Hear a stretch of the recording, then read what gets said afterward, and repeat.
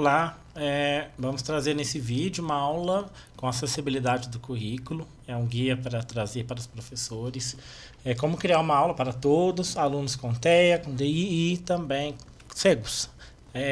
Nessa aula nós vamos tratar como tema o gênero textual e tem como tema geral a interpretação de texto, as partes menores da palavra, como as sílabas, gêneros textuais, carta e envelope, oralidade, escrita e convenção ortográfica.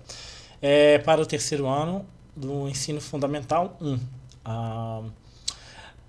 As áreas de conhecimento da EBNCC que foram retiradas de linguagens, foram retiradas 6 habilidades que podem ser verificadas com calma no documento em anexo a esse vídeo para o trabalho.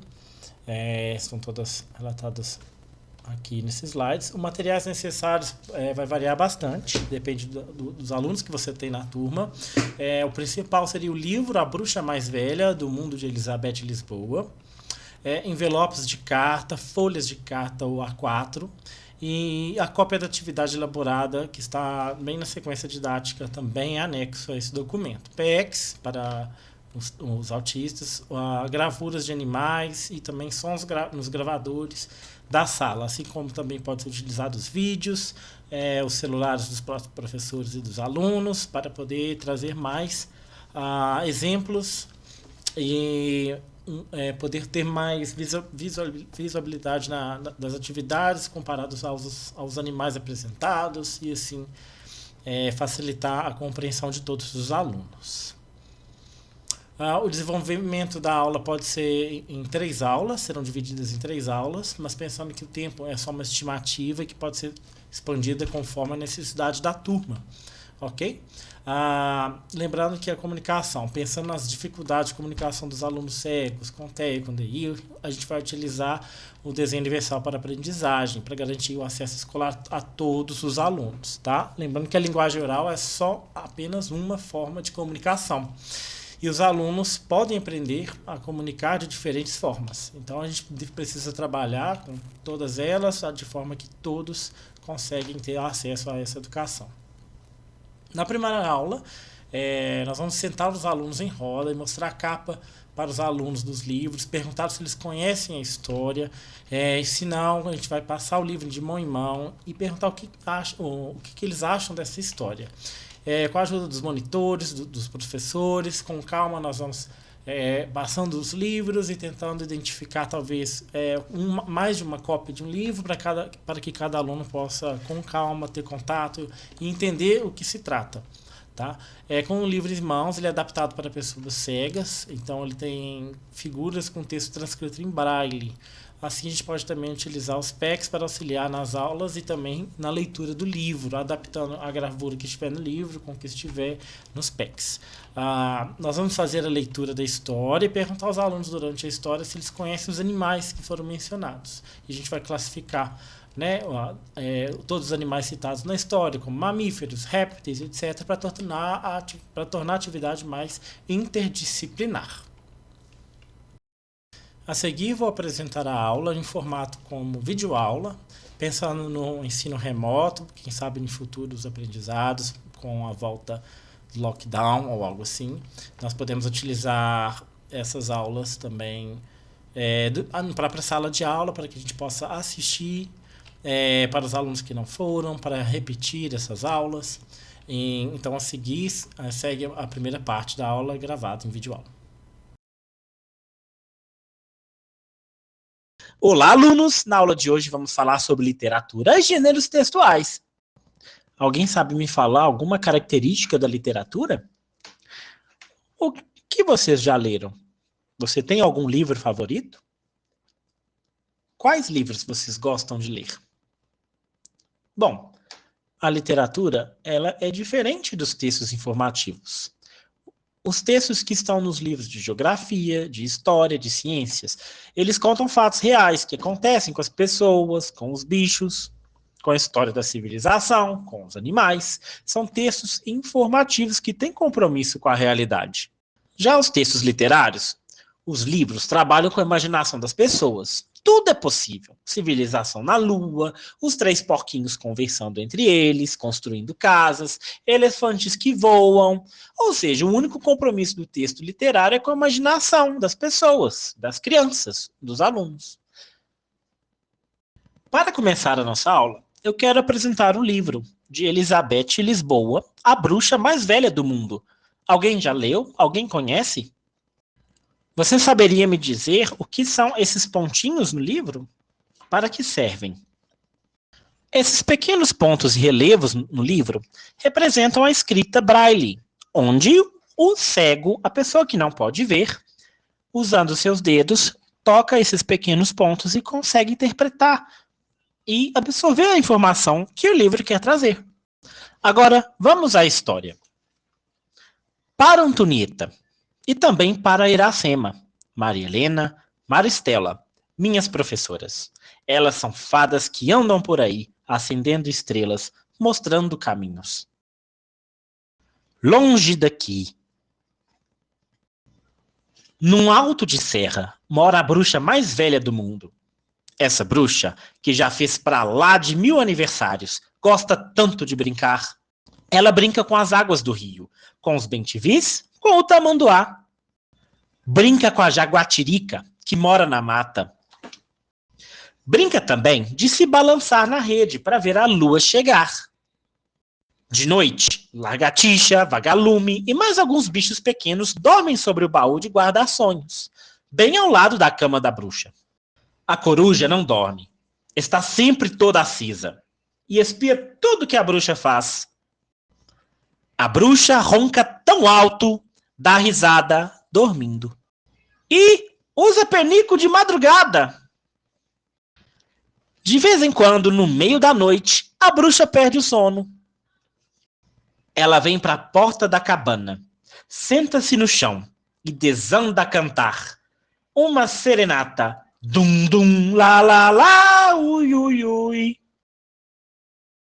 Música mágica. Os bichos vão chegando devagarinho para deitar no colo para escutar. Sereno, serenata. Dum, dum, lá, lá, lá, ui, ui, ui. Para a bruxa, tudo é brinquedo. A viola, o sono que foi embora, todos os bichos, a noite, a mata, o luar. Ah, agora a bruxa mais velha do mundo está rindo. Ela está contando que vai viver um sonho grande. Vai se casar no ano que vem.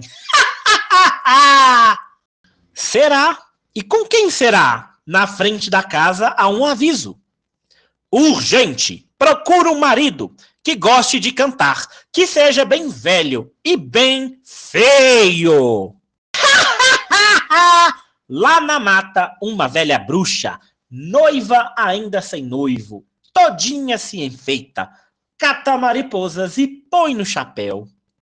Escreve cartas de amor para o vento levar, e há mais serenatas. Dum, dum, lá, lá, lá, ui, ui, ui, au, au, au, mu, mu, mu, quá, quá, quá.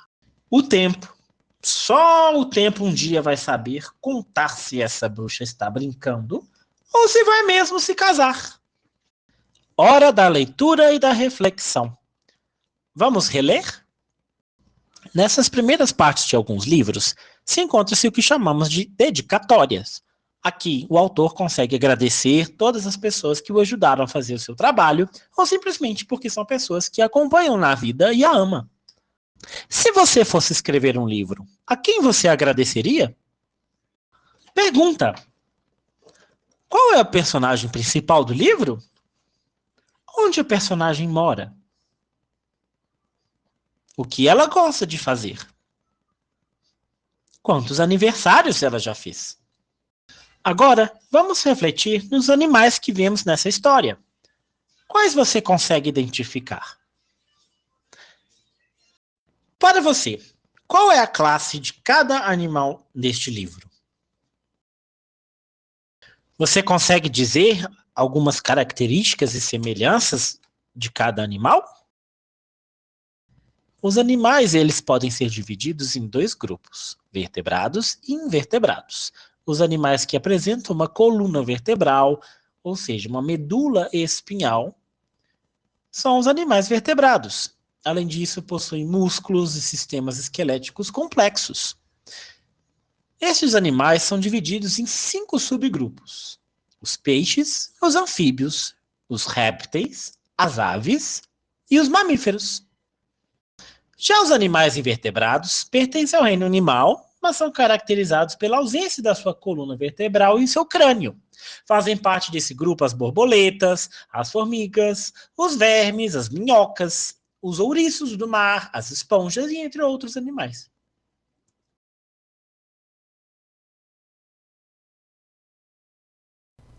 Caso o ensino seja remoto, os pais vão trabalhar com o aluno como uma ferramenta executiva externa do aluno, e assim como os monitores dentro da sala de aula, garantindo que todo o conteúdo seja repassado e, em conjunto, eles vão trabalhar com um certo ok para dar prosseguimento para a próxima etapa, garantindo que todas as informações serão adquiridas e, se necessário, pode ser utilizada a acomodação sensorial do TEA para ele conseguir manter,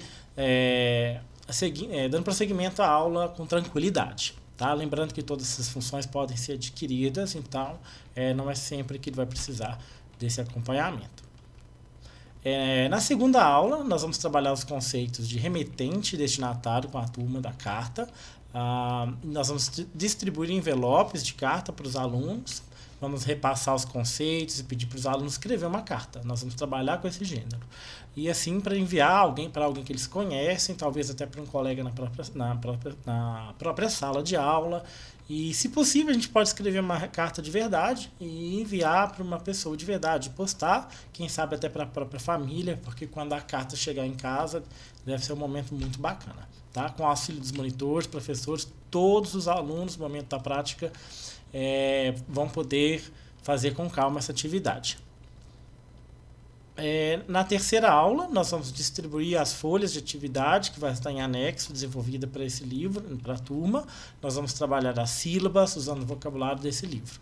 E essa atividade será como uma avaliação para a sequência didática. Tá? A atividade está em anexo ao arquivo aqui desse vídeo. Segue, então, a última parte da aula gravada e assim damos sequência.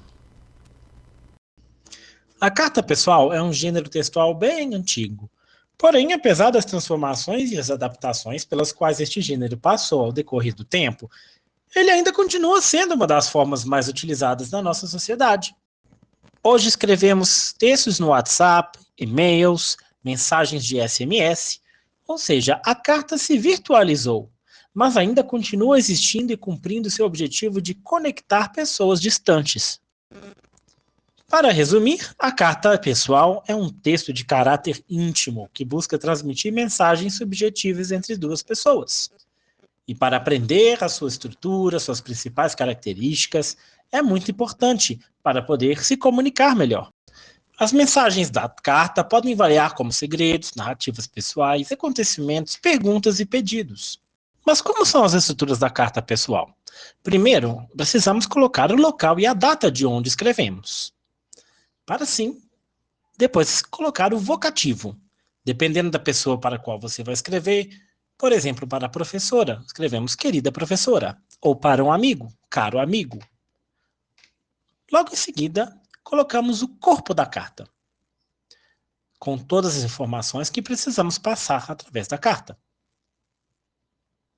E por fim, assinamos e agradecemos, fazendo então assim a despedida da carta. Precisamos utilizar um envelope para enviar a carta. Na frente do envelope, onde colocamos o selo, precisamos escrever o destinatário para a pessoa do qual enviamos a carta. Assim, escrevemos o nome e o endereço. No verso do envelope, onde aparece a aba, é o remetente, onde a pessoa que se escreve a carta e o endereço onde ela vive. Agora que você já sabe escrever uma carta, que tal terminarmos a história da bruxa? O que será que ela pôde escrever naquela carta? O que você escreveria naquela carta para a televisão? Bom trabalho! Muito obrigado!